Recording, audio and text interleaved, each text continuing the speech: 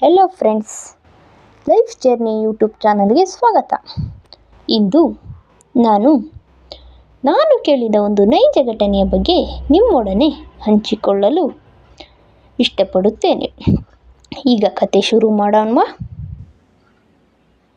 ಒಂದು ದಟ್ಟವಾದ ಭಯಾನಕ ಕಾಡು.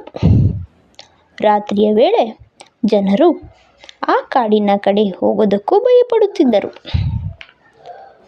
ಆ ಊರಿನ ಜನರು ಆ ಕಾಡಿನಲ್ಲಿ ಆತ್ಮಗಳು ಇರಬಹುದು ಎಂದು ಊರಿನ ಜನರು ಮಾತನಾಡುತ್ತಿದ್ದರು. ಕೆಲವರಿಗೆ ಆತ್ಮಗಳು ಕಂಡಿದ್ದೂ ಉಂಟು. ಆ ಭಯಾನಕ ಕಾಡಿನ ಪಕ್ಕದಲ್ಲಿ ಒಂದು ಸುಂದರವಾದ ಹಳ್ಳಿ. ಅಲ್ಲಿ ಸುಮಿತ್ರಾ ಎಂಬ ಒಬ್ಬ ಹೆಂಗಸು ವಾಸವಿದ್ದಳು. ಸುಮಿತ್ರಾಳದು ಒಂದು ಒಂಟಿ ಮನೆ. ಸುಮಿತ್ರಾ ನೋಡಲು ತುಂಬ ಸುಂದರವಾಗಿದ್ದಳು. ಆಕೆಯ ಗಂಡ ಅವರ ಮನೆಯ ಸಮೀಪದ ಇರುವ ಭಯಾನಕ ಕಾಡಿನಲ್ಲಿ ಸತ್ತು ಹೋಗಿದ್ದನು. ಹೇಗೆ ಸತ್ತನೆಂದು ಯಾರಿಗೂ ವಿಷಯ ತಿಳಿದಿರಲಿಲ್ಲ. ಅವನ ಹೆಂಡತಿಗೂ ಸಹ ವಿಷಯ ತಿಳಿದಿರಲಿಲ್ಲ. ಸುಮಿತ್ರಾ ಒಂದು ದಿನ ಪೇಟೆಗೆ ಹೋಗಿ ಬರುತ್ತಿರುವಾಗ ಬಸ್ಸು ತಪ್ಪಿತು. ರಾತ್ರಿ ಕೂಡ ಆಗಿ ಹೋಯಿತು. ಅವಳು ಹೇಗಾದರೂ ಮಾಡಿ ಮನೆ ತಲುಪಬೇಕೆಂದು ರಾತ್ರಿ ನಡೆದುಕೊಂಡೇ ಬರುತ್ತಿದ್ದಳು.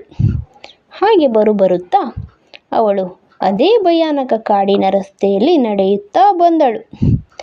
ಹಾಗೆ ಬರಬೇಕಾದರೆ ಹುಣ್ಣಿಮೆಯ ರಾತ್ರಿ ಚಂದಿರನ ಬೆಳಕಿನಲ್ಲಿ ನಡೆಯುತ್ತಾ ಬರುತ್ತಿದ್ದಳು. ಹಿಂದಿನಿಂದ ಏನೋ ತಣ್ಣನೆಯ ಗಾಳಿ ಅವಳ ಮೈ ತಾಕಿದ ಅನುಭವವಾಯಿತು.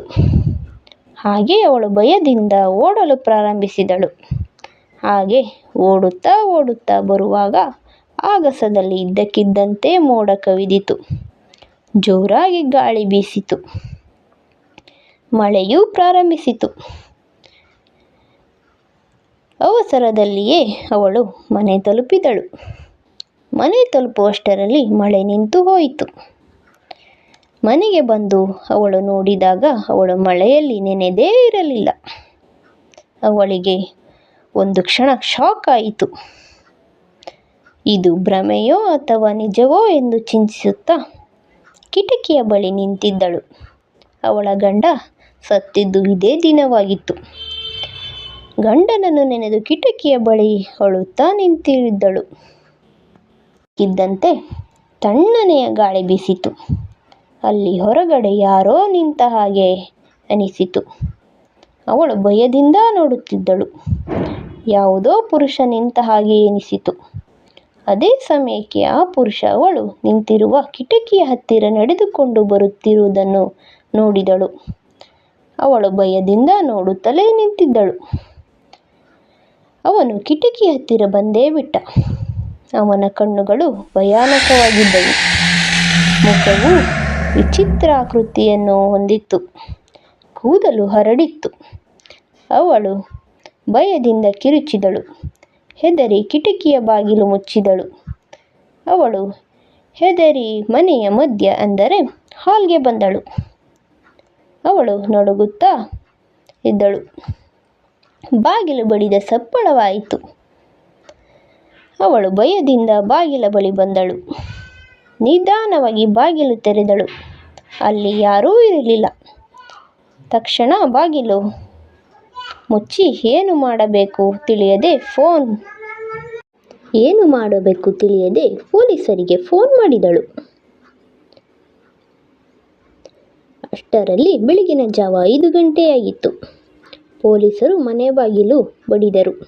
ಸುಮಿತ್ರಾ ಭಯದಿಂದ ಯಾರು ಎಂದಳು.